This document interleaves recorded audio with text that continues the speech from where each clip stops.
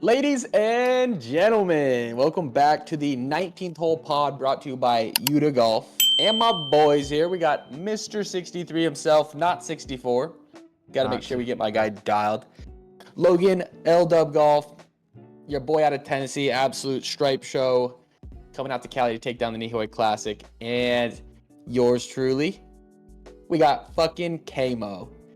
Mr. Saucy himself, call him Mr. Not 69, we're talking 76. I suck. Come on now. 76 probably should be 69. The dude's an absolute stripe show. Just hasn't put it together yet. But Mr. Swag himself, Mr. Malbon, obviously we'll get that sponsorship dialed in for you here. Please. But I got one thing going for me. It's what, that swag? Encore swag. That's it. I can tell you what, I'm not calling Scratty asking what the temperature is before a round. I'm calling my boy, and I'm getting, it's a little bit drippy. Yeah. Drippy. A little bit drippy. Might need an overcoat. We're good. I love it, dude. So give the people what they want. Who are you? What are you doing here? And give me a fun fact, dude. Give me something to spice me up on this fucking fine night. Oh, Logan, you want to go first? You got it. Oh, he's stalling. You got it. Stalling. You Wasn't got ready it. for this. Wasn't It's ready all for you. this. It's all you. I don't know. Coming from Boston, Massachusetts over here. I just moved here. Yes, sir. My name's Kyle. A fun fact. Your boy DJ's a little bit on the side.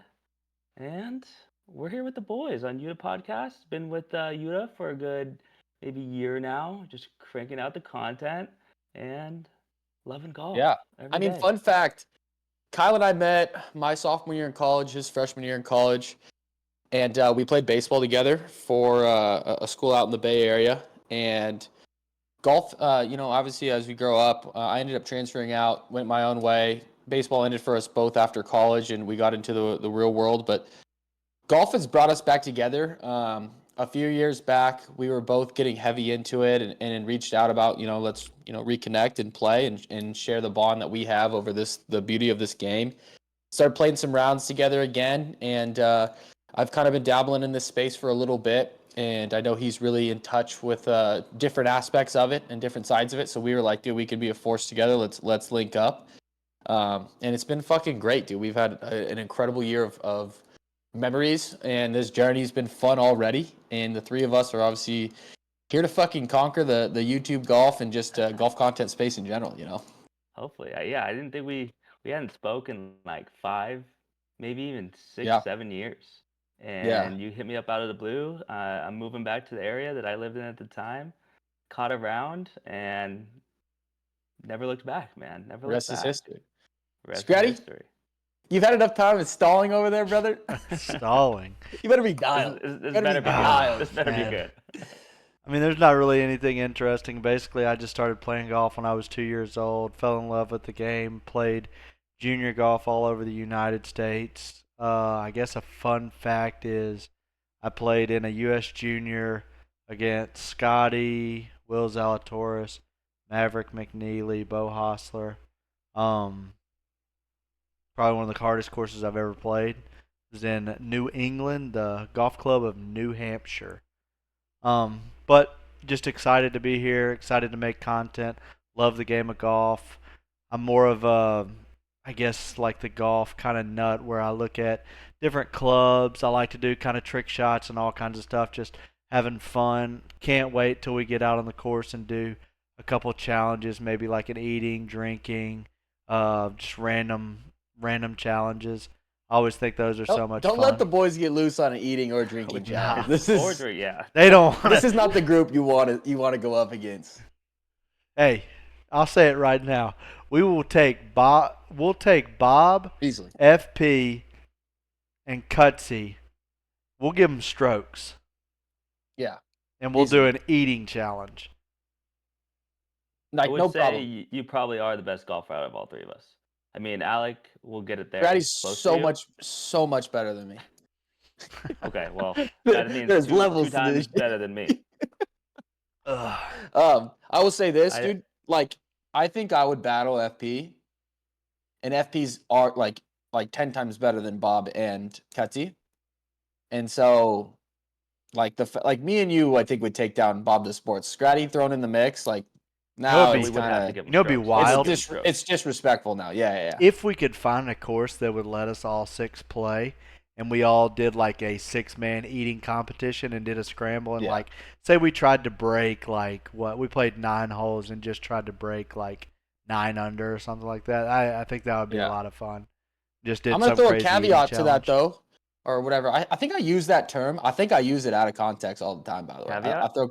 Yeah, It sounds good. Sounds good. it sounds good. It's on. Sounds like I'm gonna caviar. little Caviar's good. caveat here. You ready?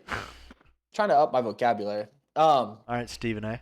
So let's say like it's it basically averages out to like a hot dog a hole for each person. So each Yeah. team has to eat like 27 hot dogs. Let's just say that. But let's say the caveat here is that every hot dog more that you eat Yeah. is like minus a You get stroke. one So let's back. say you end up Okay. eating like 31 hot dogs. It's like minus 31 4. strokes. You know what I'm saying? Can you So- yak? Yeah, you can yak. I think Okay, actually then there solid. also So should I'm- be I'm another. You solid. yak that. for the content. There should be another rule though. Like if you do yak, like Is that's a a PED. yak- so I is think a it's like you yak a plus, punishment? like you plus back. Yeah, you Oh, get plus no. strokes. You think that's a punishment? I feel like that's a freaking rule. Oh, it's so much easier. If you were to yak, I'm going 6 more hot dogs. Boom, 6 Yeah. hot dogs. Boom. That's easy. What if I you mean, what if you yak puke and 3 rally some times hot in one dogs, and hole? they're so easy. What if you puke 3 times on one tee box? Yeah, no, I mean, to be Hey, fair, we then we're did do in the White problem. Claw challenge, and we all yacked. Yes. Except for Sean. That needs to be noted. Absolute sociopath. But You ever seen the Anyway. TikToks of the 9-9-9-9 challenge? yeah, 9 absolutely. dogs, 9 beers at a baseball game in 9 innings. I feel That's like tough. it's way harder than you think. The dogs, it's not the. I mean, maybe I'm alcoholic, but it's not the beers. It's the eating. Like It's the eating bread, 9 dude. hot dogs, dude. The bread. It's a lot of carbs. It's also not easy to process that much hot dog. Hot dog is horrible meat. It's horrible meat, dude. I could see like doing tacos. Like I'd be interested in that. The nugget challenge. Like I think it would be cool to find a new one. I know. What Bob's is he sponsored or like does he work with Wendy's? Because I know he does a lot of stuff. I don't with know if he Wendy's. still does. I think he did, or That he would had be like a- some Man loves sponsored Wendy's. streams or videos or something. That would be like a great nugget challenge. I'm not gonna lie. Wendy's has got a nugget. Yeah.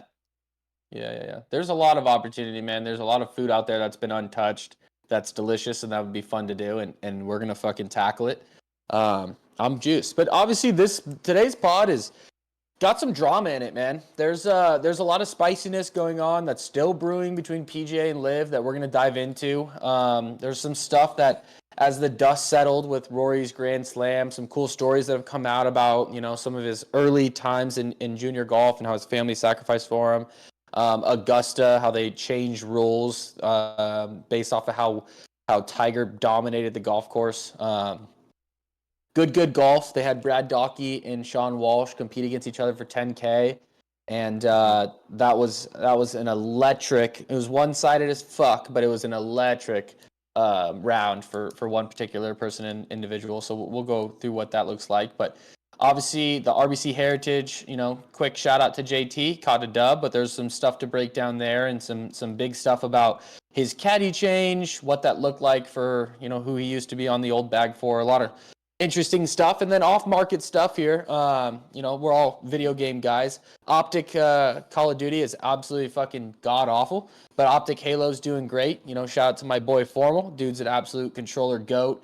Caught himself another dub, snapped himself a little streak here, but stuff to dive in there. And then everybody's favorite event of the year, arguably top 2, top 3 event of the year, the Ryder Cup.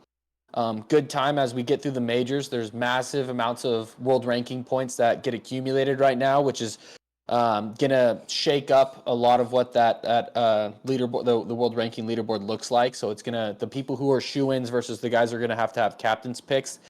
It's obviously not settled. There's a ton of golf left to be played, but as these tournaments are starting to shape in, you're really going to start to see the framework of who the core, 5 or 6 guys are for the U.S. and so a lot of stuff to dial in, man. And let's just get right into it here. So obviously, big controversy with LIV Golf and PGA. It's been going on for years. Breakdown is that the PGA is trying to incorporate YouTube golf, and they made the Creator Classic. And the Live they've done it for 2 years now. Live saw this and tried to make their thing called the Duels, and they invited 6 content creators, matched them up with 6 of their pros, and they made a great event. If you go to Grant Horvat's channel, and you'll see a really cool video. But with that being said, Wesley Bryan is a part of what's called Bryan Bros Golf.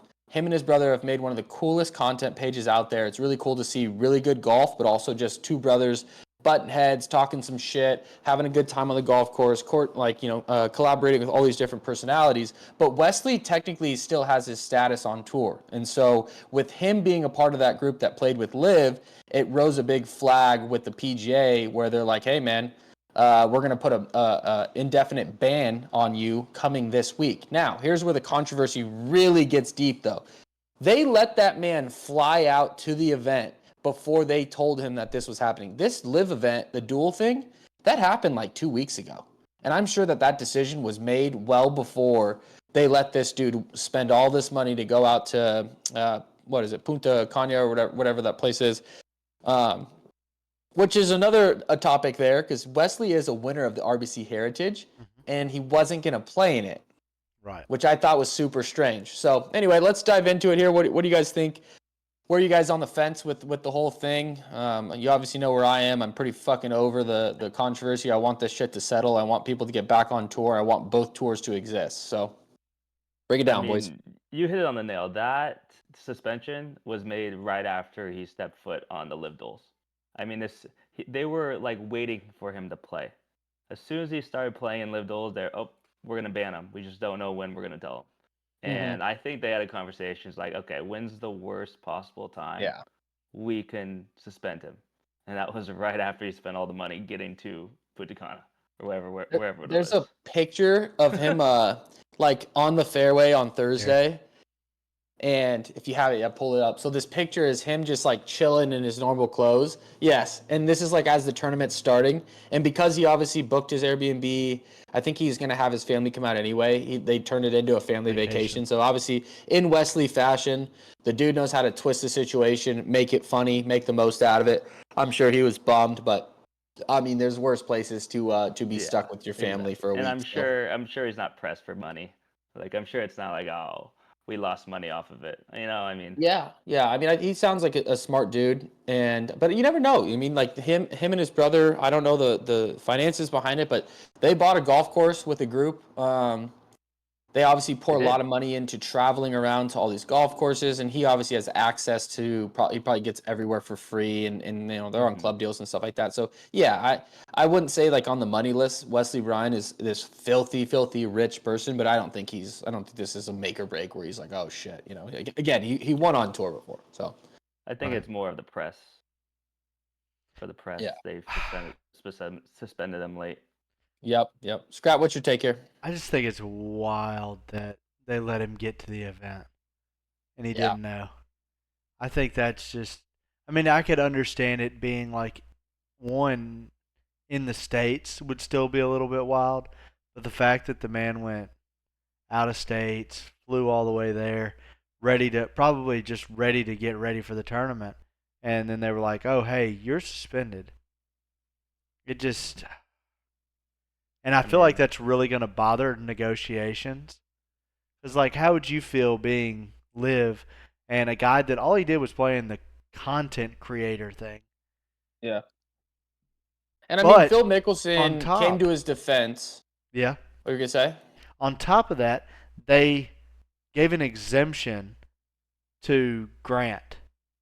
So Grant's allowed to play in the Barracuda. Grant's like best friends with Phil Mickleson, who is big LIV, played in the LIV content creator, was the sole video provider for the content, and he's invited to play onto a PGA Tour event, but a winner on the PGA Tour is getting suspended because he played in it. Like, that just doesn't make any sense. And like you were saying, going into the Phil part of it. Yep. Well, Grant doesn't have his tour card, obviously.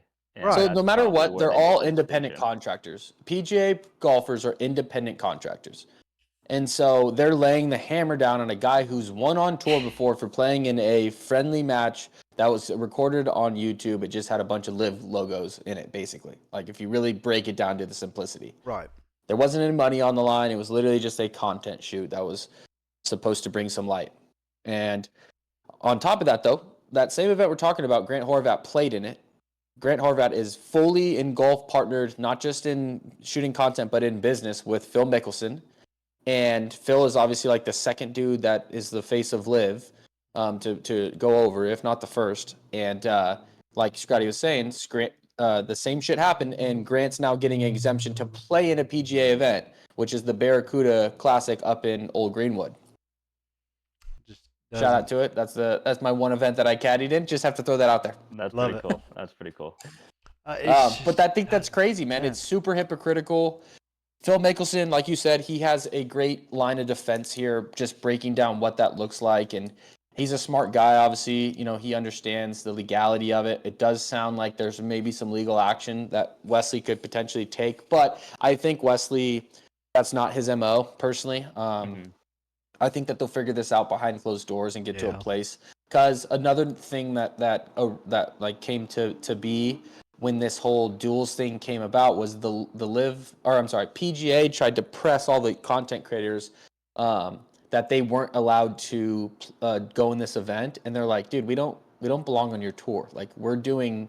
You know, we're bringing a different side of eyes to this industry, and you don't get to make this call. And the PGA backed off. Now they found a way to put some pressure on Wesley because he does have some tour status. So I guess it's gonna be interesting how this whole thing settles.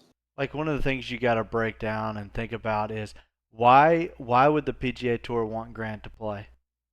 Because they want views. They want eyes. Why do you think LIV wanted all these guys to come play? Because they want views. Yeah. Like I just don't understand the whole oh, I hate LIV, oh, I hate PGA Tour thing. Like at the end of the day, we're all human, we're all golfers. All we want to do is just see good golf. And it's wild when we get to see good golf. What is it? It's a major. And majors always do well. We're always going to see the best golfers there. You can't sit here and say, oh, the LIV guys, that's a terrible tour. None of them are any good, because Patrick Reed played well, DJ played well, Phil played well, Bryson played well. I mean, obviously all these people are still playing well. You can't sit there and say, oh, well, they're not competitive anymore, or this or that. You got to just kind of look at it and be like, hey. And do many people watch LIV? No. I mean, I think that's honestly just because some people are just really anti-LIV, or they don't want to change the channel. I mean, I know growing up, my channel never changed from the golf channel. It just literally stayed on there. We just turned it on and turned it off. But I think it's just wild. I think we just need to get over the narrative that one is evil and the other is evil. And just, we're watching golf. That's what we're watching. We're not watching politics. If I want to watch politics, I'll go watch CNN or something. Let's just watch golf. And on top of that, too, like the narrative has been around money for so long. All we're hearing about is, you know, prize purses increasing in here on this tournament. Oh, LIV paid this guy this money. And it was kind of fun talk just because it's like, oh, shit, dude, like this guy just got bought out for $250 million. But like in hindsight, as fans, like we don't give a shit. I don't care. No. I don't really care, other than just the slight moment of hearing like, oh, Scotty just won $4 million. Like, oh, that's crazy. You know, this dude just played 4 rounds of golf for $4 million. Like, but outside of that, like, I don't care about the talking about the money stuff anymore. Like, I just want to enjoy golf. Right. I want it to be. Yeah, I mean, it's top still. tier. I feel like it's all business. Like, what's gonna get the most views? Yeah. Like, it's the whole narrative. It's just like clickbait. Masters changing the type of the grass for one of the most watched, the most iconic players to do well, so he could stay and get more live TV. You know. Yeah. It's just a business. Yeah, and I mean, I personally think from a viewership standpoint, I've watched LIV events before. I won't pay for their product now. Before it was free, you can go on and you just watch their rounds. It's a great product, dude. You're watching a ton of golf. Like, and there's there's broadcasts and they're doing their thing, talking some shit, and it's good, it's funny and whatever. But you get to watch so much golf. It is so much better than the PGA.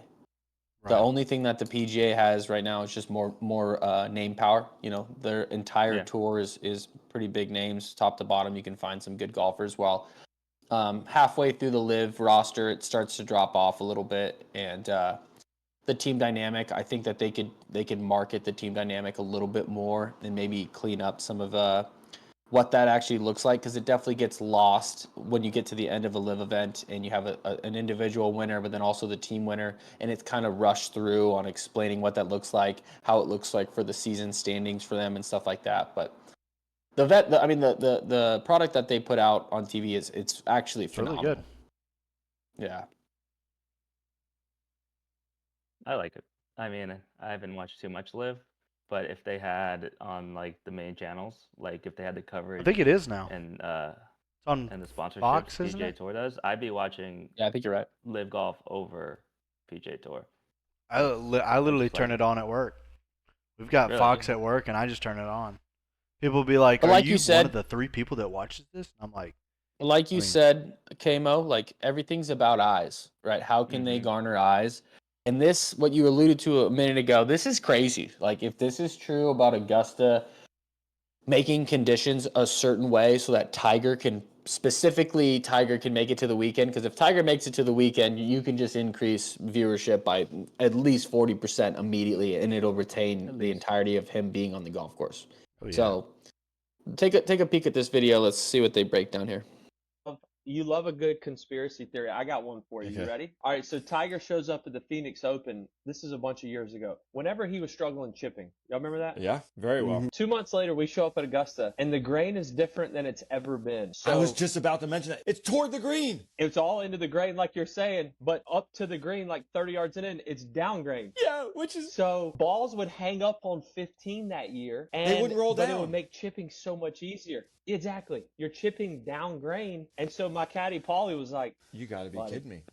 they want Tiger to contend on the weekend. They can do that kind of Trust stuff, and me. you know what? I would too. If I'm in control, I want Tiger for my ratings on Sunday afternoon. Oh, I still remember that. I mean, dude, Augusta is for sure the CIA of the golf world. Oh, for sure. But Willie, you love.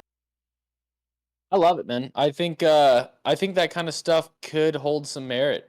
I kind of believe in the conspiracy. Like, if they get Tiger into the weekend, bro, like, we're all losing our shit. What if 2019 happens again? We're all wearing red. We're all doing everything. You can bet your ass that Tiger head cover is coming right back out on Scratty's bag. "Oh, it's coming in as soon as this mini driver gets here. As soon as this It's R7." going on the mini? Oh yeah. Oh, 100%. Wow, that's actually It's going wild. You're not gonna throw straight it on the to LA. I mean, I Break it could. down. What Either are one. you getting soon? What's coming in the mail soon, Scratty? I Break it got down. so tomorrow we got LA golf drivers coming. We're gonna have reviews immediately on those things because nobody's freaking Gotta reviewing have them. 'em. I've got to see what this thing is like. And then I got the R7 Mini coming. I can't stand 3-woods. I hate them. I love hitting a driver off the deck. So I'm going with the mini driver. That's going to be my new 3-wood. Can't wait. I love it. I'm buzzing. As a guy who plays a mini driver and is gonna, like, I've been gaming my old stealth to get prepared for the length of a driver, like when we have these LAs coming in. But I've thought a lot about what I'm going to do with my 3-wood. My 3-wood has been it's been a good weapon in my bag for a while. But if I don't need it and I just rip the mini burner, that might be the case. But I'm not sure yet. Have you ever turned that mini burner up to 15 to see what it does? I don't think mine goes that high. I want to say I got an 11.5 degrees, so I think the highest it could be is 13.5. Yeah.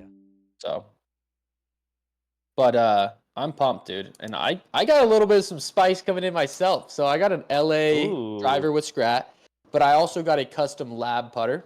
Now, I'm pumped about them both. Right. I got caught in a little, honestly, I'm just going to say it, a little gambling scheme that's not talked about as gambling because TikTok regulations, they'll get banned on lives. But basically, they have 8 squares with a bunch of different brands, and you get to pay like $100 and you get one of the squares for the round, right? And then they open up some random box, and if that box has a club that's of the brand that your square is, you get the club. Now I hopped in and I wasn't really sure what the thing was, so I was like, all right, like let's put my name down the square I had was going to cover Callaway? It was going to cover Lab, Betnardi, and like Strixon Odyssey? or Oh, something, that's a good something like, box. or That's a good Odyssey, box. Odyssey, yeah. Yeah. So Yeah. 3 brands for 1 square. I thought it was like a value pick, so I was like, all right, cool. I was the last person in the round, so they were like, you get pick at box. Picked one, and Odyssey pops out. I'm like, oh shit, dope. I just won a 2-ball. Like, I'll never fucking use it because I'm not a big fan of them, but that's pretty cool. Shouldn't have done that. Got me fully addicted. But they offer a trade-in value, and so the trade-in value ended up being of like $325. So then they buy back. my 100 turned into 325. So I'm like, okay, dope. Like, I'm gonna buy back into these rounds with this money and try to see if I can win something. The next round I didn't play, but the guy won a custom Scotty Cameron that was worth like $600. The thing was super cool. And I was like, dude, I want a Betty or a Lab maybe. Like, I got a Lab coming in, but I want one anyway. So I'll put my name back down in that square. So I was covering Lab, Betnardi, and Odyssey, and then I kept throwing my name on the same round in the Scotty category. So I was double downing. I had 4 putter brands that I was going after. You were addicted. You were addicted. I was like, oh my Fully god. addicted. So we go through These are one the round. club breaks. Exactly. And so I go through one round, didn't win it, reload. I think when you have a buyback, each round costs $50. So I'm down to like what, 225. So I reload, second round, don't get shit. Reload. Whatever the pricing ended up being, I was like $5 short. The guy's like, "You're all good, dude. Like, I'll throw your name in this anyway, like on both still." And I was like, "All right, cool. If it doesn't add up, I can Venmo you, like whatever." And he's like, "No worries, man. It's $5." I was like, "Okay, cool." I end up popping on a Queen Bee Betnardi. And so I just got the info today that the shit's shipping out right now. So That's wild. this thing will be here on Wednesday, and I basically got a brand new Queen Bee number 6 for $90 or $100. Oh my goodness! Don't you have one of those? That's the difference right there. That's the difference between me and you. I did I the do. club I breaks do. too. You did it as well? Oh yeah, this is a while ago. It Fully was like addicted. $150. I'm like, all right, it's like 2 a.m. I'm scrolling. I'm doom scrolling. Right? Is this when you come up. texted me like 6 months This ago? is You're like- like, yo, this is kind of yes. sick. Boom, 150 gone. Oh, all right, I'm done. I would say I got lucky, dude. Obviously, like, if I didn't win that Odyssey, like, I had to choose the box too, and there was a shit ton of boxes left over, and I was like, I don't know, pick the one that's on this row and number 3. Got lucky. There's a lot of people doing those club breaks right now. Business idea. Scratty and I were talking about it. I mean, you guys have enough clubs. Holy smokes. Similar concept, but not clubs. So instead of having a physical item like a club or something like that, what if we auctioned off, like, you have your 8 boxes, okay? You have Pebble Beach, you have Yochadehi, you have Whistling Straits, you have Hollow Sands, name 8 different resorts that are like destination golf courses. Each box costs $100 or $150, whatever. And obviously from that sense, you get 8 people in there. That's $800. The most expensive round. Let's just, I mean, if it was Pebble, it would be around $700. So you're only netting $100 off that round. But whatever. And instead of like having a box that you go and you open and you pull out whatever brand it is and that person wins it, you have like a spin the wheel thing. And then whatever people won, they can get immediately. That night we can buy one free round that's redeemable for the year on their websites as a gift and gift it to them for whoever the winner was. It would be dope. Damn, I like that idea. Now, from the business standpoint, for those, like, let's say half the rounds are like $200, each round you net $600 profit. Yeah. Okay. I'm in. I mean, I'm buying in. I'm buying in on our own game. Like, imagine though, like, if you saw Pebble up there for sure and you could get your name in that square, you have the chance to potentially win a round at Pebble for $100. A gifted, a gifted round dope. at Pebble. That'd be fun. Like, I think it people limits the people who buy in a little bit, because not only do you have to get the Pebble, or you have to be around Pebble, right? You have to get there and everything like that. So I don't know if the younger generation's going to be able to buy in on something that they're going to have to fly to get somewhere, and then they're going to have to beg their parents. But you never know. I don't think the people spend $100 on these golf clubs and stuff, though. I don't think they're that young. That's true. You never know, though. You never know. Yeah, that's a good thought. We can test it out. I mean, worst case scenario, you don't start the round until the boxes are full. So, right. True. Worst case scenario, it doesn't work out. We refund the 4 people or whatever, however many we're in, and call it a day. True. To run it, we can do it. We can do it like live too, and we don't have to all be together. We can just like run it on OBS and then have it right here, like where where he's putting all the Instagram videos. Yeah. Yeah, that's a good point. But anyway, I think that would be super fun. Maybe we do it, dude. Maybe we do it. Maybe we run it.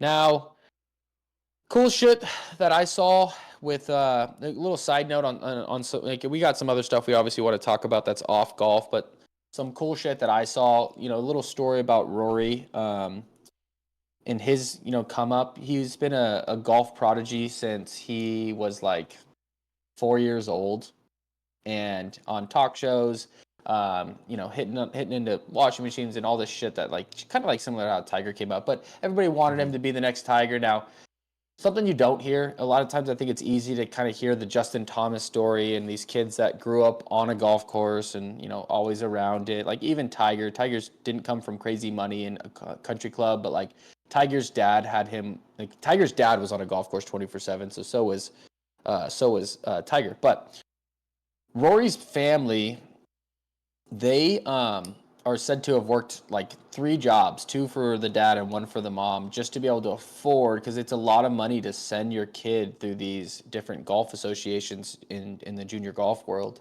And that was to, give him his shot at what he loved. And he was a prodigy. They obviously went all in betting that he would make something out of it. But like, that's kind of crazy, man. Like, you're talking about resilient and very unselfish behavior from adults to this child, and he ends up now he's top 10, McElroy. Top 7 golfer ever. Like, kudos to his family.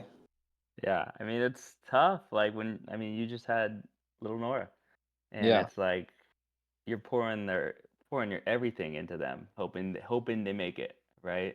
Yeah. And there's in your mind there's such a small chance that they're gonna make it big in whatever sport they're playing. But kudos to the parents, man. That's awesome. Kudos to them, dude. They found a way to make it happen, and now we got Rory fucking McIlroy. Have y'all ever been to a golf school? No. 76 over here? No, I've never been to a golf school. I have not. Have you? They're fun. You have. I mean, I guess I wouldn't call it really, a school. I went to Nick Faldo's school of golf, but it was just like I think a camp? Yeah, it was more like a camp, yeah. So basically, like, we were down in Florida for maybe, I don't know if it was like a week or just a vacation, but I think I went for like 3 days, and it was just, like, I guess for me, it wasn't as much as something I needed. I guess it was more like, hey, you can go play golf while we go spend our vacation. And I was perfectly fine with that as a kid. Because they did this cool thing, like you got, you had to do all kinds of different activities, rules, chipping, driving, all of that. And you would get like badges and everything, like gold badge, silver, bronze, stuff like that. And, I mean, it was a lot of fun. I guess it's honestly where I learned my stance when I chip, how I open my feet a lot. That's probably where I learned that, but it was really cool. I would say as an adult, I have no desire to do something like that anymore, other than like a day. Like if there was, Butch Harmon's coming up to a local spot here, and I'd go, like, as long as it wasn't astronomical.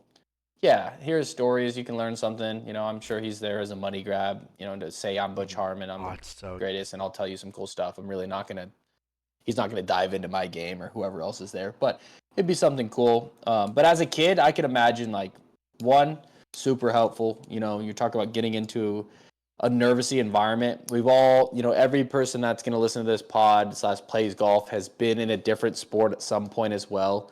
And when you're early and the grass is wet and the sun's barely peaking and you're a young kid and you're nervous because you don't know all these other kids you're going to be playing against and doing drills with, and you're at this event that's not really that competitive, but in your mind, it's fucking competitive because you want to be the best kid out there. Like that kind of stuff, that would fire me up.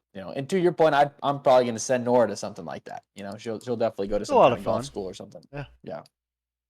Super, super helpful. But all right, let's dive into the meat here, man. Now that all the drama and all that shit's done, get that off our chest. Let the shoulders drop a little bit. We're back in the 19th hole, dude. Justin Thomas just fucking shattered a 3-year win drought with the RBC Heritage. That was an electric win. The dude was gritty. He grinded it out. His swing looks like it's in the best place I think I've ever seen it in his entire career. And his putting stroke he talked about, he's been grinding, obviously, he's got some foundational stuff, but he talked about taking Xander to the side and picking his brain for a couple hours and going through his process. And he realized that he was trying so hard to find the new fix and the new this and what can I work on new? And he's like, dude, a lot of times you got to back up and you got to really root in what you're good at, because what you're good at's gotten you there. And if you lose sight of that and you start worrying about all this, can I change this with the grip? Can I move my hand a little bit stronger or weaker? Or, if I start working a little bit more archy here, or, we can get into the weeds with the full swing as well. And you forget how to do the stuff you're really good at, you lose your game a little bit. So right. I thought that was interesting. We can all take something from it. But Scott, I'll let you break down. This is a crazy list of course records. This man walks on a golf course, and the course record is actually in danger at any moment. I mean, how close that Harbortown golf links could have been a 59. He misses a putt, 3-4 feet on 18, and also has a bogey during the round. I mean, that's just insane. Going out there, being able to do that. I mean, as windy as it can be and everything. Then, I mean, just the clubs that he's got. One thing that surprised me is Wingfoot. 65 is the low. I mean, break down the courses right there. Like, read them off, read the scores of them, because we're talking some, like, Goliath golf courses here. I'm going to absolutely butcher this first name. Wailea. 59. I mean, one of the very few 59s in the world. Yeah, Mr. 59. He's up there. I think there's, 3 or 4 people? Maybe 5? Yep. Then you got Harbortown, where we just played, 61. Which is what he just did, yeah. Pete Dye Stadium course. So if hopefully I'm correct, this is the one that is at TPC Sawgrass, but is not the Champions course. Okay. Is this one at PGA West? No? It's at TPC. Am I wrong? I may be wrong. Medina. We all know Medina. Keep going. Yeah. 61. Plantation at Kapalua. 61. TPC. I'm going to say Koala. That's not right. So Koala. Real quick. I like Koala. PGA West Pete Dye Stadium course is the one down in La Quinta or Palm Springs. La Quinta. Okay, yeah. TPC Sawgrass, 62. Aaron frickin' Hills, 63. This is what's crazy right here. Yeah. How fucking hard is that golf course if the course record is 65? Right? How hard is that golf course? Typically, a lot of people may not know this, but typically what happens is when you have a new golf course that gets built and it's a big name and it's got big names that built it and everything, typically you're always going to have a couple pros come out, just if they're friends or they're just coming to see a new course and everything. Typically pros from the area will go out there, just play it. And one of them in just a standard round is going to go out there and shoot like a 63. Yeah. Yeah. That's just going to happen. Right, that's just what they do right there. And it's just wild to think that 65 is the low. And that's not a course that opened up 4 years ago. That course has been here for decades, if not longer. Right. That's just that is kind of insane that a course is at 65. Yeah, especially with all the pros that have played it. And you got to think too. These pros are, there's days, especially in practice rounds, when there's no pressure on the line, and they're just flying it off their line all day long. So they're not missing fairways. And And if these pros aren't missing fairways, like they're gonna have a bunch of looks, and you get them out there on a golf course for a few rounds, like one of them's gonna be low, but it still says 65, which means that there's something about that place that gives everybody trouble. Right. And I wonder if it, I mean, it's got to have a little bit of it all, right? It's got to have tight fairways, stupid long rough that's never short for, like, because most golf courses, they're going to ramp up conditions for tournament play. Like, for instance, Pebble Beach. It's a resort golf course. If you go catch it around the AT&T or you go catch it when they have a U.S. Open coming around, it's a very hard golf course. But, like, if you and I go out in the middle of summer when there's no event, like, it's resort golf. They're going to open the fairways. They're going to lower the roughs. And, like, you can't hit it anywhere, but you can kind of hit it anywhere where it's not that penalizing. And so they obviously aren't doing that. Rough's probably staying fucking thicker than... A Snicker? Thicker than my what is piece. That? Thicker than... So not very thick? Thicker than... it's thick as shit. And then they probably have a ton of undulation on the greens, which is, you know, the number one protector for these golf courses. Yeah. Much like Augusta. I think Augusta, if it had like really easy greens, would probably be an easy golf course for these pros. But it doesn't, obviously. You know, balls are, if you miss your spot, they're rolling into different places where you're trying to two-putt from 45 feet through 4 different hills. So it's got to have it all, you know. And I've never played it. I haven't really looked things up on it. It would be pretty cool to get the chance to. We're going to start a series. I don't have a time yet of when, but what the course record is, and we'll do a 2v2 scramble to go try to see if we can put you to golf down off record on how many course records we can take down. Wingfoot would be fucking phenomenal to do that series at. So man, we would have to go off.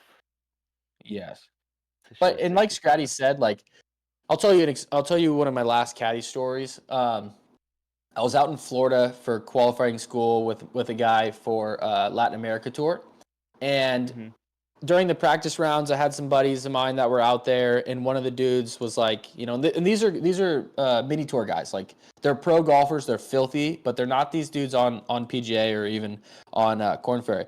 But the dude came, he's like, oh yeah, I came a day early. I wanted to just go get some club work done over at, I think he went to like Golf Galaxy, and then he's like, I went to go play just to make sure everything felt right. And he's like, I ended up shooting the course record there. And I was like, oh, what's the golf course? He goes, I don't know, it was some shitty public track down the street, but casually shot like a 61 out there.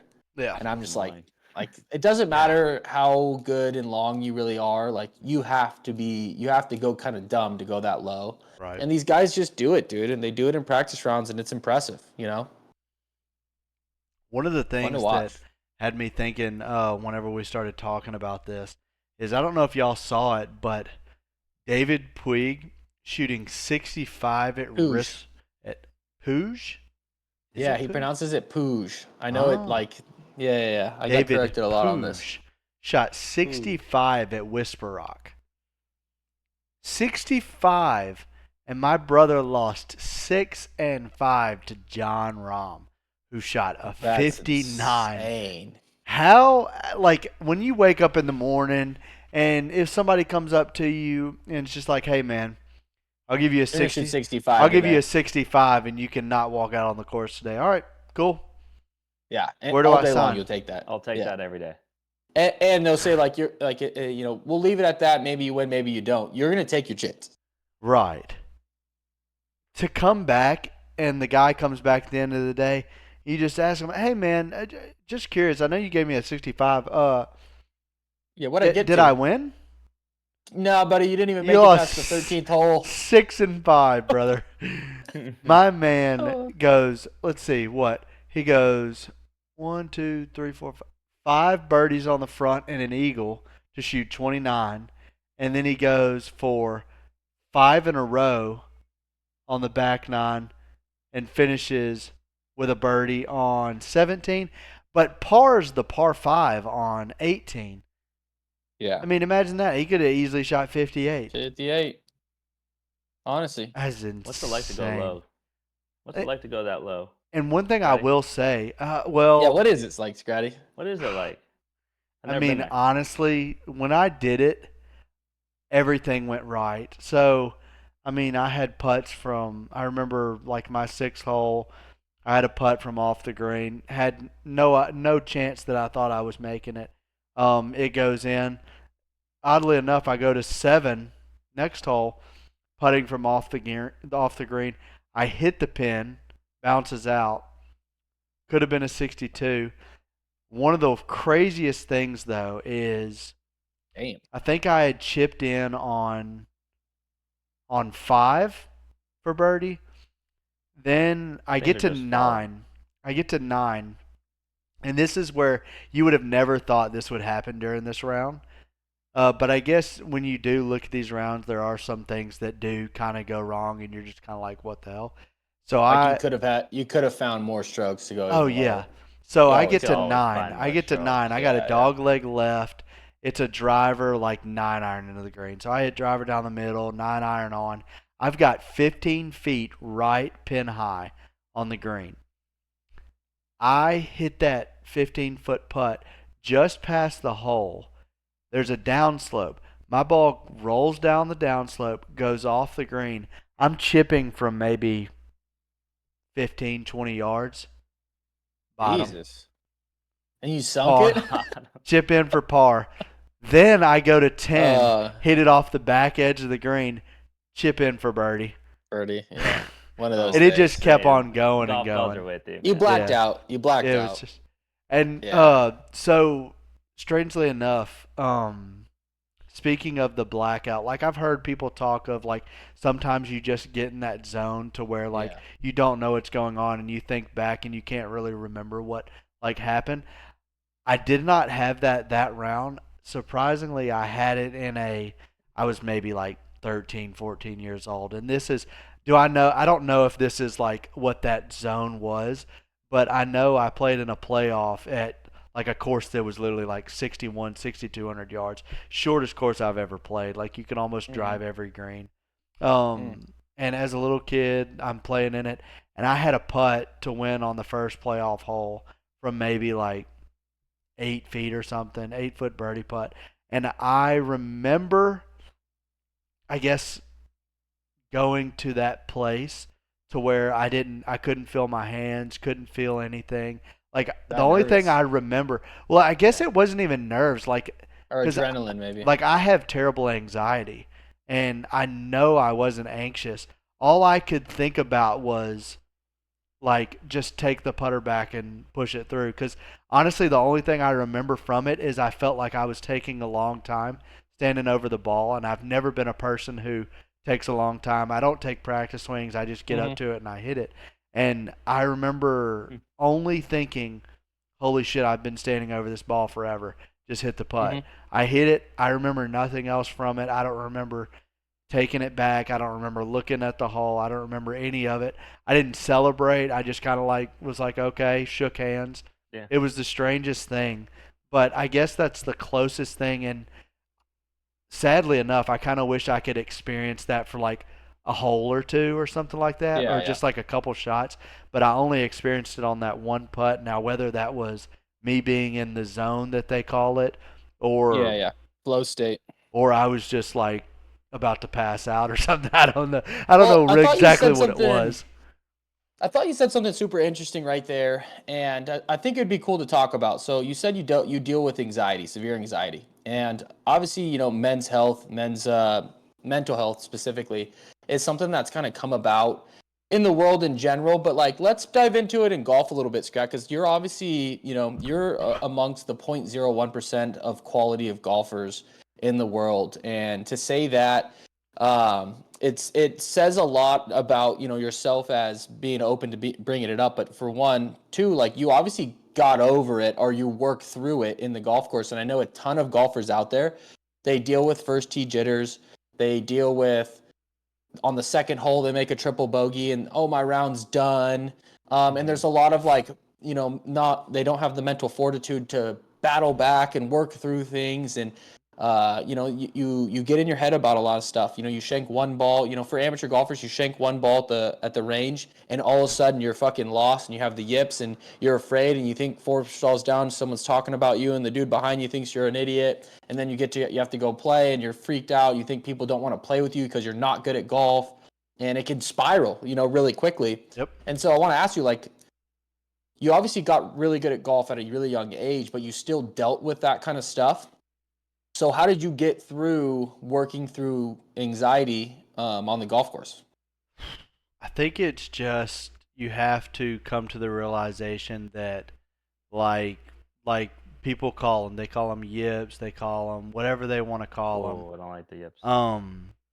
So I mean, one of the things that has haunted me forever, I still have problems with it, is I just had a bad driver. I had a driver that, I mean, you could. So one story I guess I can tell is playing in U.S. Open, just the first qualifier, locals. So I'm out there. I told myself, like, I'm not gonna hit driver at all. I'm just gonna hit 3-wood off of every tee. I've hit every fairway up till the 11th hole, and I get up there, and it's not like I think I'm 1-2 under at this point, leading local qualifier I'm playing at. And I get up there and I hit a 3-wood that, like, isn't on the planet.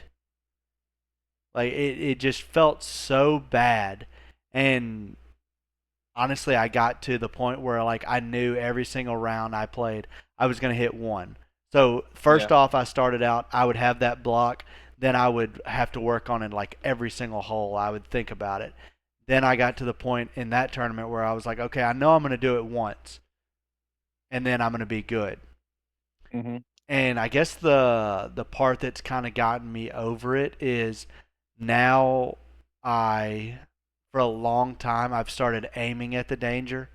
So if my danger zone is right, I start aiming at it and tell myself, like, before I hit the shot, like, just give it all you got. Just give it a confident swing. If it happens, it happens. I think that's interesting, because ultimately what you're saying is, like, take on the challenge. Yeah. Like, you're not saying to, like, run away from it. So if for a new golfer that's afraid of the first tee ball being on the planet, instead of thinking, like, oh, I hope this doesn't wipe right into the parking lot, you're thinking, like, no, let me make sure, like, I'm aimed over there, and I'm going to make sure the thing moves away from the parking lot, and I'm going to basically say fuck you to what I'm afraid of. Right. That's interesting. It's I do the complete opposite. I mean, complete. You play away. I play. So my miss is big slice right. I mean, it's not too bad anymore. But I always, every time with the driver, tee it up on the right side, aim left down the middle of the fairway. The only time I'll actually get in trouble is if I double cross and hook one. But usually it's like, oh, I hit a straight ball, I play a little cut down the middle, and I'll be okay. But if I start right, oh boy. I mean, it's honestly. I'm actually kind of like Scratty. I like knowing, like, all right, I got a couple feels. Like, I know how to make sure the ball goes left, or make sure the ball goes right. In an extreme way. Obviously, if I'm trying to hit a straight one, I can definitely double cross it. But, like, if I'm like, hey, OB's over there. Now, I'm obviously not going to aim at the OB, but I'm going to aim, like, right side of the fairway, if not that rough, and I'm just going to make sure the fucker moves left and gets away from it, or vice versa kind of thing. I do like that mindset, because I know, like, all right, I'm going to be moving on the other direction. Right. And I mean, like, growing up, I was at one point in time, I was a very, very good golfer as a junior golfer. I mean, I got to travel all across the world, play against the best players, and it just started. I started to lose it once I went to college, and I wish I knew. I wish I knew what I knew now back then, because I think I could have solved it a little bit quicker. But it was just honestly just getting out there. And I mean, I guess it's like the old saying, like my mom would always tell me whenever I was growing up, is if I hit a bad shot or I didn't win a tournament, it's not like she wasn't going to feed me. At the end of the day, I'm going to be okay. Perspective. I'm going to be. It's not like I'm going to die if I hit a ball out of bounds. So I guess you just had to get up there and just understand that, hey, I have a problem. It's strange enough to say that, like, people typically are thinking of that when they have, like, a drinking problem or something. But I have a problem, and I have to get up there, and I know if I go to the range and I sit there and hit 10 balls, I can hit 10 balls dead straight. So why the hell can't I go to the tee box and hit that same shot over and over? If I can do it for 17 holes, I can sure as hell do it for 18. Now, am I going to hit a bad ball? Yes. Everybody's going to hit a bad shot. But like they always say for golf, golf is a game of misses. It's just making sure your misses are not to the extreme. So I had to learn how to get my my misses to not be to the extreme. I am hell if I can keep it out of the penalty. If I don't have any penalties, I think the whole thing's beautiful, man. I think ultimately it starts with exactly what you're talking about, taking that shit head on for, the less advanced golfers that are listening to this. It starts at the range, like if you know what your problem is or whatever, like put yourself in that scenario when you're practicing versus just whacking away. So that by the time you can put yourself into it mentally, you can start to cross off like, hey, I've done this a bunch of times, so I can do it here. And now let's go attack the objective. Which is cool. But on this, obviously impromptu topic here, I appreciate you dialing in. That helps me. I know it helps Kamo. We're both dying to get to, a certain level like that you've reached, and many other golfers have as well. And it takes, getting these little tidbits to continue to grow and continue to learn there. But ultimately, what we were talking about is how to take it low, and talking about someone who does take it low. We called this Brad Dawkey versus Sean Walsh, the good little matchup that they made for $10,000. I mean, if you watched it or not, it was an absolute landslide. I didn't get to watch it yet. Brad kicked Sean's ass, dude. It was. We talked about it on the last pod a little bit. We knew it was going to be going one way. I didn't think it was going to be this bad. I didn't think it was that bad. It was that bad, huh? So take a guess at how many birdies Brad made. In, what was that, 13 holes? 13 holes. Match play? How many birdies do you think he made? Oh, gosh. I mean, I'm going to say half. So 7? 9. 9 birdies. You can't keep up with 9. And I'm pretty sure the greens were punched. Yeah, they were. They were punched. I'm pretty sure the greens were punched and sanded. Yeah. Oh, my goodness. Just an absolute asshole. I will say they were saying that, like, on the holes that he just basically gave up, they were like, okay, Brad's probably going to make birdie here. So that was part of it. But it was already like there was one, Brad was middle of the fairway on a par 5, and he had like 6 or 7 iron in. They're like, okay, Brad's going to make birdie. Okay. They just and Walsh wiped one off the map. I mean, it wasn't close. If you want to talk about levels to this shit, because Sean Walsh has the ability to shoot in the 60s. Oh, yeah. He's a great golfer. Easily. But, like, Brad has experience that he brings to the table. If you guys don't know, Brad Dawkey's played in the Masters. Yeah. And that's something that, like, we talked about Nick Dunlap not giving up on that crazy round. And the next round he went and shot 1 under or whatever it was. There's little things like that he gets to continue to build off of and take into the future. And Dawkey has got the chance to play 2 rounds, not just at Augusta, in the Masters. He's played in national championships. He's done all Q schools. Just one? No, he's won national championship. He's won. Okay, yeah. So he won a national championship. Like, this dude has been in the highest of high tournaments in terms of competition and pressure and having to deal with it. And you can see it, dude. When the fucker turns the switch on, like, he becomes a dog. And I can't wait for this new journey of him to go back into pro golf, man. He's going to absolutely explode. One thing I'll say is, like, we've all watched a lot of YouTube golf. And when you've seen guys, like you look at John Rahm, when he gets on there with Wesley and them, like how many birdies he makes. Mm-hmm. I won't say Brad is right up there with John Rahm on how easily he can just go out there and shoot 63 each time he plays. Yeah. But I will say Brad is one of those guys that when he plays, he is making tons of birdies.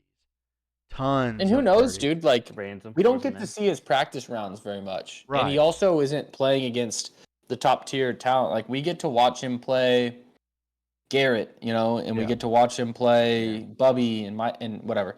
And these guys that, like, they're having fun. The good business model is, like, quirky, fun games, and they're great. Don't get me wrong. I'm not trying to throw shade on them.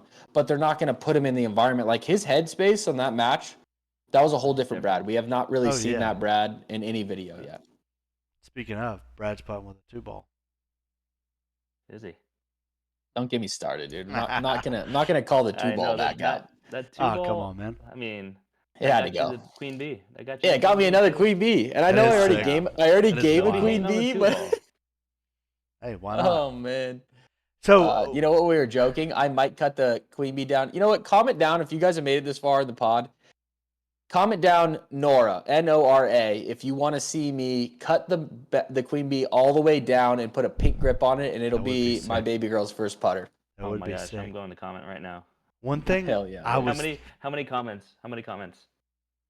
If we get 100 likes on the video, if we can get, is that too much? I think it's perfect. 100 likes if we can on the video. All right, I'm going to timestamp this too, 58:30. So if we can get 100 likes on the video, I will cut this thing down, and I'll make a video of it. Me cutting it down, I'll regrip it myself, and obviously we'll take some pictures with cute baby Nora with it. Love it. All right, we're forfeiting the $500 putter and giving it to Nora. So, and I'm just saying, this putter is literally going to have it's going to be putter, grip, this much shaft, and then just a grip. Yeah, it's going to be like 20 inches. Basically, you're putting your shaft on there. Love it. That's disgusting, dude. You're talking about my daughter's new putter, dude. Hey, one thing I thought about was, did you ever think to turn the queen bee in? Because I know you said for the 2-ball you got like 300. I bet that queen bee would have been expensive. I think it was like 400 or something like that. Was it? Okay. I was gonna say that could get you about the lab. 4 or 5 more rolls. When is that lab coming in? Yeah, I know. I don't know yet. I haven't got a shipping delivery. Yeah. I think it was a little bit longer than the LA Golf. It'll probably be here in like 2 or 3 weeks. Yeah. There's one, yeah. Nice. Yeah, I hit my boys. It's got a nice one. Yeah. Hey, it's a cheater putter. It doesn't miss. Yeah. It doesn't miss. The thing is absolutely, it rolls, dude. So, all right, couple new things that are coming to golf here. The Olympics, they're going to do a mixed team event. So boys, girls, let's just say hypothetically Nelly Korda gets to team up with Scotty Scheffler and go about it. What are our thoughts here? I think it's great. I think it's the best thing the Olympics could have done. It's going to get viewers, it's going to get the crowd entertained, and it's going to help people who aren't really golf fans. They're going to be getting together behind the team aspect of, USA teaming versus another country. I think that my only take, dude, is it takes away from competition. I'm just saying it. There's a reason that guys play on 7,600 yard golf courses, and women play on 6,700. On the pro circuit, and it's because there's a little bit more physicality when it comes to men's sports in general. Right. And when you mix the brand, how do you stretch it to still be competitive where it doesn't overshadow the woman's ability? Because if you throw Nelly Korda on 7,600, she's probably going to struggle to be around par, which we got to see with Michelle Wee playing in men events. You got to see what was her name? Lexi Thompson. I think she made the cut and shot a couple under, but Lexi Thompson in her prime was shooting, 15 under, winning LPGA events, and then we throw her in a men's event, and she played really well, but she barely made the cut. And it's not to throw shade, but for the Olympics, I do like to see, the top dogs in the 100-meter go head-to-head and neck at the finish line. I do like to see the basketball teams, Kobe Bryant blasting through Pau Gasol's chest. And they want to not kill each other in the real sense, but they want to beat each other down in competition. And I'm not sure, I'm not bought in yet that this will. So what I would like to see is that there was still a men's event and they get to play, and then there was a women's event and they get to play for the individual titles and then combine them. I thought this was what it was inferring. Okay, there's both the men's and the women's that take home gold. And then there's a mixed team event, kind of like gymnastics. There's a floor, and then there's each individual medaling, right? So if that is the case, then I'm bought in, because I do want to still see that men's tournament. I do want to see that women's tournament. I enjoy seeing that. I enjoy seeing them from their own individual skill sets. I think this could take away from it a little bit. But if they're doing the combined thing like you're saying in its own I think entity, they got then to yeah, do combined. There's no way they only put a team event for golf, because I mean, the individual has been like awesome for golf, Right. and they got to make rules to where it's either whether it's like alternate shot, two ball, they're gonna be playing from like different tees for sure. They can't be both playing on the long. No, absolutely, but that's the point. Is like it kind of like how do I explain this again? It brings a Like, little bit of different strategy into it, like picking who's gonna shoot from when. yeah, and it stuff like depends on that, what their but format's going to be because they're not going to do Yeah. like if they do an alternate shot. And you're right, like if they happen to change tee boxes all the time, like whenever Scotty's on the tee box and it's a par 4 that's 320 yards because they want to up it, like he's driving green, and that's a dumb hole now. You know. Question. I mean, yes. Go ahead. So how you were talking about like the Kobe Bryant going through Pau Gasol, stuff like that. Is there a golfer that has that mentality that I don't care who Other than you Tiger? are? Yeah, other than Tiger. Yeah. I mean, the only ones I can think of, and I hate to say this, but the European team. The European team wants it. You're not They wrong, want it dude. bad. I think they want it way more than the U.S. team. Oh, way more. But I think that's why it's so fun. The Ryder Cup. It's awesome. But I just wish we had that. Top two. Like we don't. Yeah. I will say, okay, there are the year that we did have it when Tiger was captain. Yeah. And you had Captain America shushing everybody and shit. JT and Spieth going nuts. DJ and Brooks just asserting dominance. Was I Bryson feel like on there's that a team mentality you gotta have. Don't remember, but yes, that the year that we did have it, that was probably the most electric Ryder Cup we've had, and we won. Was that a Ryder Cup or is that a President's Cup? I believe it was. Has Tiger been the captain of a Ryder Cup? I thought he was, but you might, now that I'm saying I think that may be President's Cup. Is that we're talking to the time when JT was like, "I love me some me." I and think they won so. like right after. Because he played with Tiger, didn't he? And they were making a big deal about how Tiger was a playing captain. Yeah, I think it was. I think that was President. I think you're right. But like I will say, Whistling Straits though, that was a good Ryder Cup. That was an electric one. I think JT's got it. I think. Yeah. I mean, Patrick Reed's got it. Captain America. I think Bryson has it in a different way. Yes. Yeah. Yes. Because I think Bryson wants it every time he tees it up. No matter what he's teeing up for, he wants it. Yeah.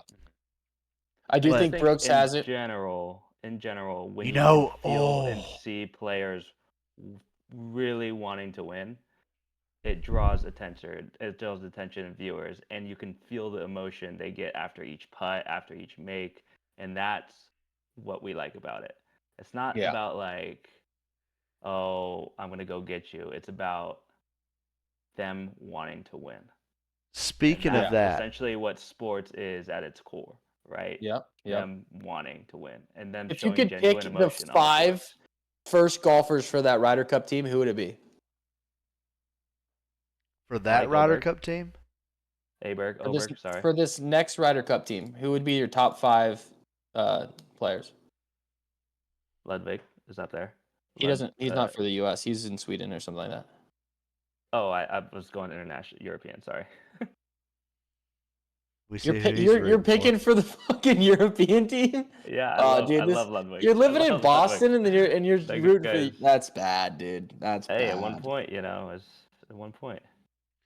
I mean, I'm going number 1 right now. I mean, obviously you could just go JT. Yeah, I don't think. I think JT winning the RBC Heritage locked himself up a captain's pick for the Ryder Cup, which I'm happy for. I want him on that team. Scheffler's playing great. Obviously Scheffler. Yeah. Scheffler. Oh, Xander. Schauffele. Schauffele. I mixed them up. Yeah, I think that's probably a good call. So I'll give you the official world golf ranking real quick. I'll just go through the USA guys. So number 1 is obviously Scotty Scheffler. The next USA player is Xander. The next one is Colin Morikawa. After that, it's JT. And then it's Russell Henley. You have Maverick McNeely, Bryson DeChambeau, Patrick Cantley, Wyndham Clark, Keegan Bradley. So I'm going to give you my 5 real quick, just kind of thinking of this list. I really want Scotty. I really want Xander. I really want JT. Bryson DeChambeau is going to be on that team for me. You got to have him for sure. After that, I'm pretty mixed. From 1, I don't love Colin Morikawa's game, and I don't really like his attitude about the game. It doesn't do it for me. He's a great golfer. He obviously is purer than shit, but I don't know. I'm not dying for him to be on the team. That in that environment. And he's played it before, and they've tried to pair him up with guys, and it's really not gelled that well. Like, they threw him with DJ. They were thinking DJ's going to be long, Colin's going to be accurate, and they'll balance each other out super well. And maybe they won it. I don't really remember, but I just remember watching it, and I was like, the dynamic between the two, it doesn't seem like they're going out there killing people like how you saw JT and Spieth, or when Spieth was with Patrick Reed, you know? And on that note, I'm not a big Patrick Reed fan. I know every time that we do these things, I'm somehow throwing him in a parlay, or I'm throwing him in my DraftKings, but I would like to see, watching the way he played at the Masters, he's still got his prime golf is still there. He's not going to be on this world golf rankings list because he plays on LIV, and even Bryson's super low on it because he plays on LIV, but I would probably say my 5th would be Patrick Reed. He was named Captain America for a reason. He comes with an energy. He's also secretly like a really he's known to be a team guy, where he doesn't get in that locker room and cause problems. And we've heard things like Patrick Cantley last Ryder Cup or President's Cup, whatever it was, money. Had the whole hat gate scenario. Speaking of hats, go Warriors! They took round 1 against Houston. Fuck yeah! Shout out to the Bay Area boys. Absolutely stole one. Game 2's in on the 23rd, so that's going to be sick. They're probably not going to win that. Can't imagine. But anyway. You know what I'd like to see up there? Brian Harman. I don't know. Something about that guy, he just has a bulldog mentality, man. I think in team aspects like this, he goes after, he gets it. Kind of just like a match play, like Homa is great at match play. Yes. So a guy once said, him, man. He's like, he wasn't a long hitter. He told Scratty and I, he went to this training that Scratty and I went to in Chicago. Like him, huh? No, we like this guy. This dude was super cool. But his thing was like, he's like, I'm not like the most skilled golfer ever, but he's like, I my nickname around my clubs is I'm the Gnat, because I'm just always hanging around. And there are golfers like that they don't like overly impress you with their golf game, but they don't fuck things up very often, and they're always going to be, you know, oh shit, like, yeah, I finally wedged this one to 12 feet, but the Nat's going to be around 20, and maybe he knocks that down on you, or, you know, you both end up leaving with par, and it's just like, I can't shake the guy kind of thing. He's one of those guys. And so I think Brian Harman kind of is that. I think Brian Harman might be that. Yeah, I don't know, man. Speaking of Brian Harman, though, he takes forever over the shot. I mean, if there was a time to implement a shot clock, it'd be on that guy. That is their next topic right there. Should there be a shot clock in golf? Yes. Unanimous yes. Let's move on to the next topic. So I'll say this, though, just to touch on it. Baseball implemented a shot clock. It's a little bit different with baseball, but it has helped the pace of the game. Baseball in general, if you don't play it, it does have a very slow feel to it. The shot clock does help for the monotony of in between pitches and some of the more animated characters now that are coming into the game of dragging feet and doing this dance between every fucking pitch or licking their barrels. Like, they got some weird shit going on, and this shot clock thing has definitely tried to help a little bit with, like, I think let's not let a guy dance around the box for 2 minutes in between pitches trying to slow play a pitcher and cool him off. Same thing with golf. it's going to be an adjustment period, but I don't think it's that hard to implement a shot clock. Just like you would if you were at a basketball game, they put these fat fucking clocks on top of the basket. If you're at a baseball game in the back corner and on top of the scoreboard in center field and shit, there's shot clocks so that every player can kind of be pretty much aware of what's going on. You can throw some hidden stuff. Augusta can make this cute fucking green that they have that's going to hide in the bush, but like players can take a peek on it just so they know. And they did it in TGL, if you guys remember.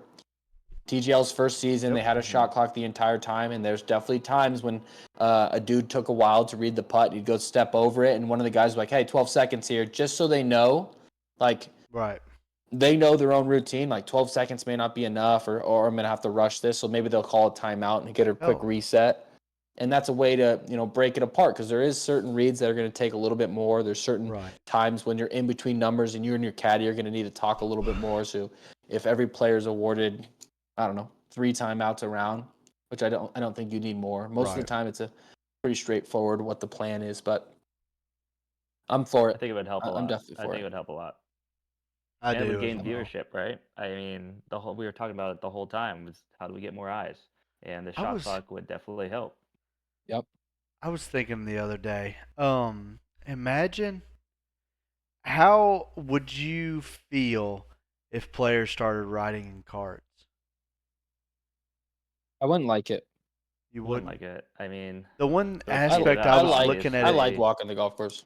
Yeah, see, I enjoy walking the golf course, but the only thing I think about is like when you're watching golf. I mean, most times you're not wanting. One thing we like about LIV is we're always watching them hit shots, so we're not as worried about them walking the golf course. One thing I was thinking is, do you think a lot more people would watch if golf tournaments were around, like, say, 3-4 hours max? I don't think it matters. When you watch a golf tournament, you're not watching one person's round.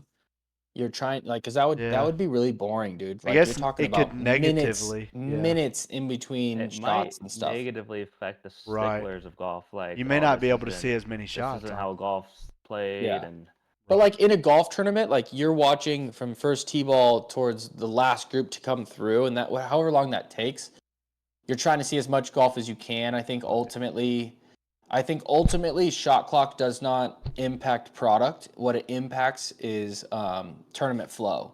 Because there's certain slow players that end up fucking up. I know for a fact that there's probably guys on lists when a guy gets a text, hey, your playing partners tomorrow are going to be Brian Harmon and Patrick Cantley. And that third dude's like, oh my fuck, dude. Like, yeah, here we go. I'm going to be sitting waiting for so long for this. And then it fucks up everybody else behind them in the tournament. What about this? So, so say like they have the regular tournament cast, everything, you get to see all that. So afterwards, you know how like the NBA will do a rerun, but it basically cuts out and just goes to like the scoring opportunities or the big plays and everything. Imagine another rerun where it was basically just shot, and obviously not just like the shots from the winning group, but you got to see a bunch of stuff, and it was like an hour-long thing. You got to basically see the day in an hour. I think that would be a cool like addition. YouTube TV kind of has that right now, where it's like catch up on key plays. Right? They have that, and then it's like, oh, key play, great shot, cuts to the next shot, cuts to the putt, cuts to the really good shot. So that's I think that would catch up on like when I'm behind. Yeah, right. I think that would be a great like addition because, I mean, me personally, like the Golf Channel, it almost seems like I'm watching infomercials in the middle of the night, like I was a little kid. Like, I want to be able to see golf. I don't want to see, and maybe a lot of other people do want to see like what to do with a pool noodle to fix their swing and stuff like that. Like I want to see, like, give me an hour, just an hour of just straight like tournament. Like just show back me in the day when there was the top 10, like that was a segment that when you heard the da-na-na, you were like, holy shit, dude, lock in for the next 15 minutes. They still gotta have that, right? They still have that. Yeah, but golf needs whatever that is. Like they need where there's a segment in the Golf Channel when that certain music pops on, you're like, all right, I'm about to see whatever the dope shit that happened on this week's golf. like every once in a while they'll throw like an old US Open up, or they'll throw something crazy up that you just haven't seen in a while. Like you'll see the 2019 Masters is playing because nothing else is on.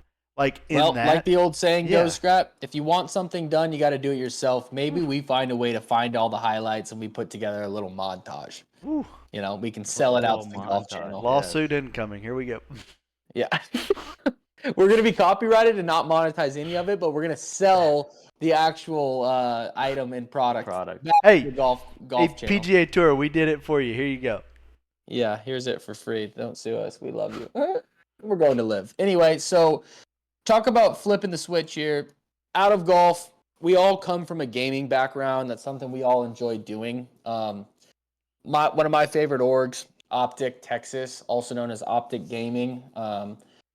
They have two major esports teams. One's their Call of Duty team and one's their Halo team. And hot take, not that hot of a take. This year's Halo or COD team is the worst OpTic Gaming COD team in the history of OpTic. Maybe just gonna stand up. Maybe second worst. That one where OpTic World War II? No, where they sold, so all the guys went to Huntsman, and there was that OpTic team. They weren't as bad. Really? They weren't as bad. That team won. That team made it to a couple chips. They didn't win them, but they made it to the grand finals in a couple tourneys. Really? So this I'm specifically thinking about them losing. I've only ever heard of Shotzi. Really? So this team, I'll break it down. Dashy is like the old head of the COD League now, and he's very good. He's one of the straightest shooters, good movement, great player. Shotzi's their young all-star, superstar. He does, if you watch his gameplay, it's the smoothest thing you'll ever see, and he has learned movement on each COD that's like upper echelon. You just don't see many players able to do it. Now, Hook is also kind of an old head now. A very established veteran. He's won a chip before. He's won a Worlds before. So he has a ring with Shotzi. Kind of been his duo on a bunch of teams, but he's not that superstar-y. He kind of goes through these ebbs and flows of like, oh shit, this looks like one of the best subs in the game, to wow, this guy can't, he can't find a kill on the map. And so because of that, like he ends up getting dropped a lot. And I'll break down what happened with this team. Last year they won champs, which is like the World Series of COD. They had a hiccup happen with one of the players on the team where he ended up stepping away from the scene, and they picked up Hook to replace him. And during that first phase of COD, this team ended up being ranked the number one team in heading into the tournament, that the major for the first major of the year. And they didn't do well in the tournament, so they immediately were like, all right, is there a problem? This guy, Pred, the guy that stepped away from COD, decided to come back. So like, hey, we want to run it back with our old champs team. So they got rid of Hook. And then that team did not win a single map for an entire major qualifier. That's like a month and a half worth of competing, and not like going a month and a half of baseball and you don't win a single game. Been there. Like they did not. San Jose State baseball, 2013 or 14. But anyway, so that happened. They ended up blowing that team up a little bit. The cores stayed with Shotzi and Dashy the whole time, but they got rid of one of their IGLs. His name is Kenny. He went to a different team, and then they got rid of Pred. Now, both of those guys are on their own independent teams, and they're having a ton of success. And it's raising a lot of flags where, are these two dudes right here, is Shotzi and Dashy the problem? And my take on it has changed. I'm a big OpTic fan just from Legacy, and I really like the Dynasty team. I'm not bought in on these guys. Like, I think Shotzi has the ability, and he's going to do great whatever team he goes to. I don't think he's the kind of guy, though, that you build around. And I think Dashy, while he is gifted in his ability to shoot, I think he is a step down from a name we all know, Formal. And Formal was one of the GOATs in terms of bringing his team up to levels when it mattered in tournaments on LAN, and Dashy just doesn't have it in him.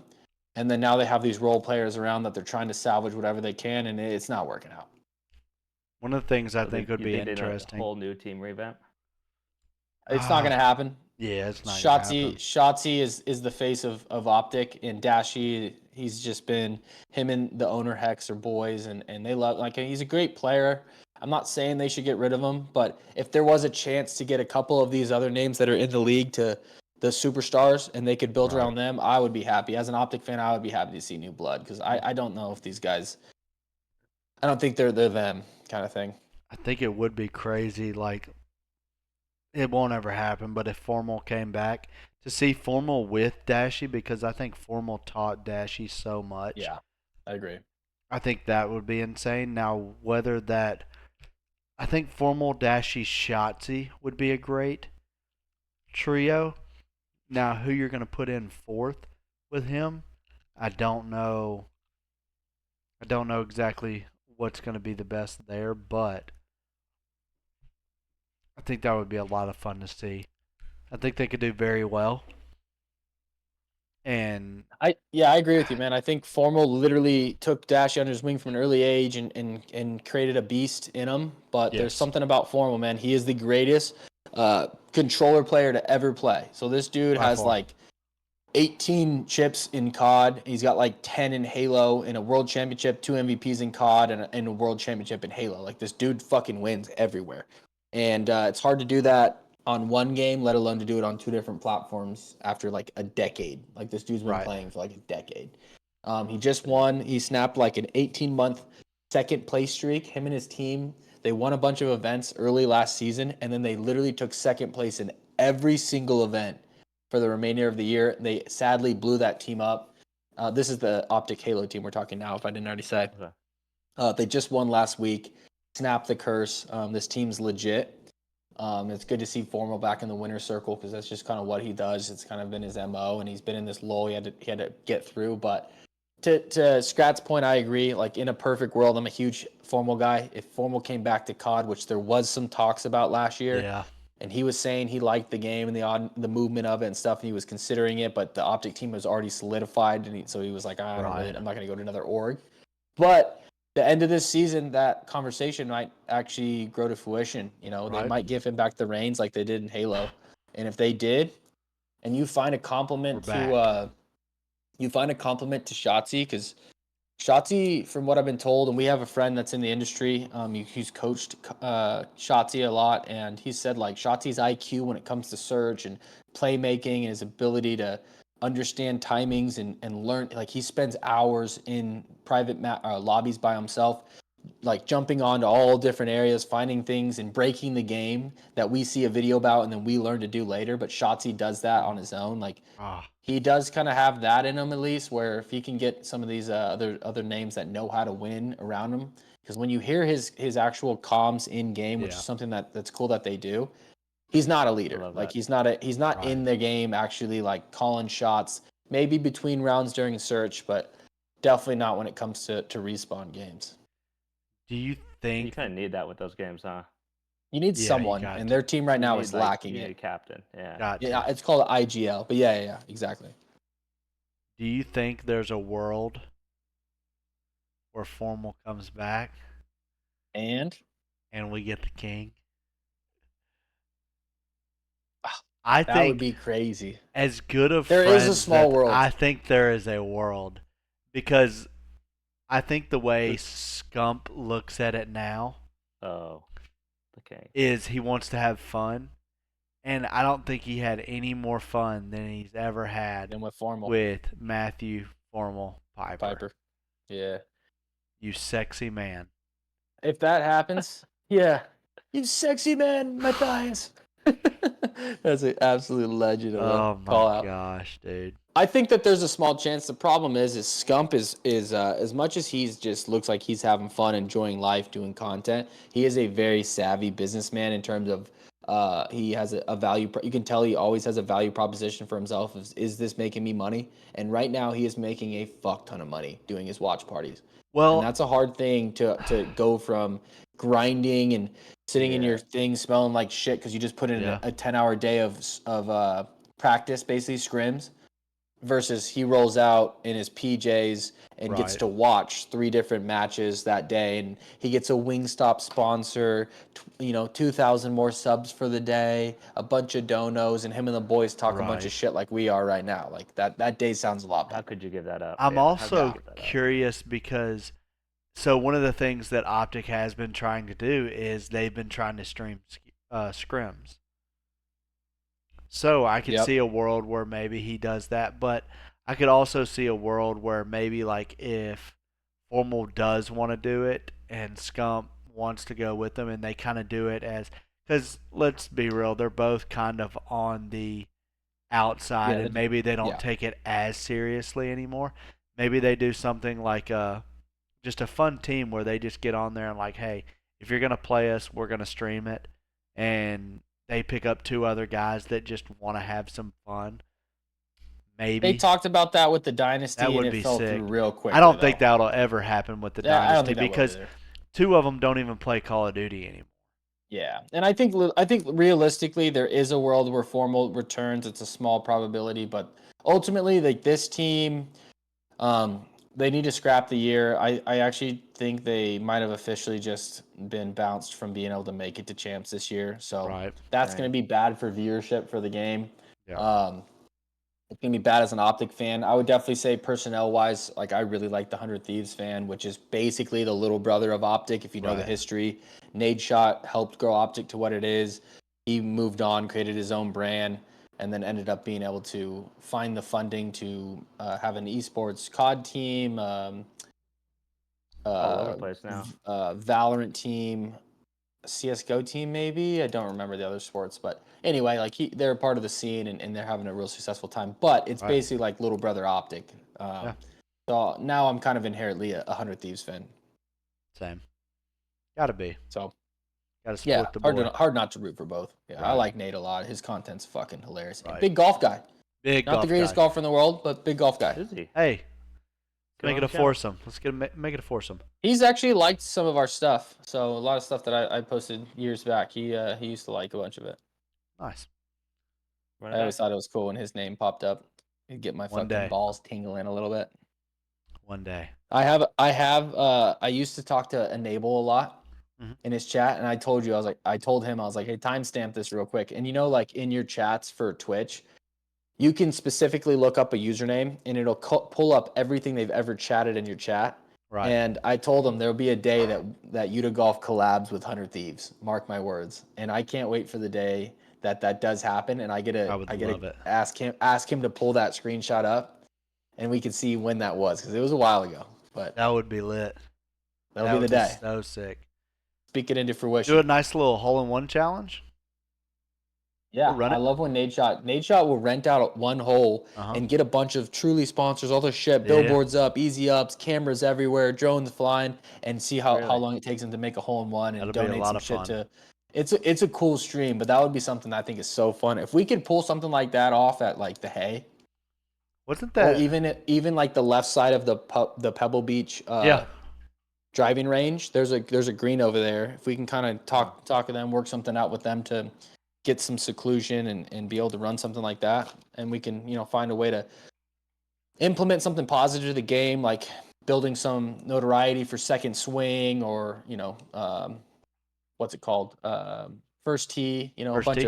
of stuff that's going to help out the grow the the game, baby? Everybody needs to be playing golf. Yep. A lot of good stuff. Good stuff. Beautiful stuff this week, boys. Absolutely been a pleasure tonight. If you've stayed this long, hit the like and subscribe button. Comment down, Nora, if you want to see that putter get chopped down to the size of the grip. And we'll see you guys on the next week, right? Well, signing off the 19th hole. Your boys are out. We'll see you. Later.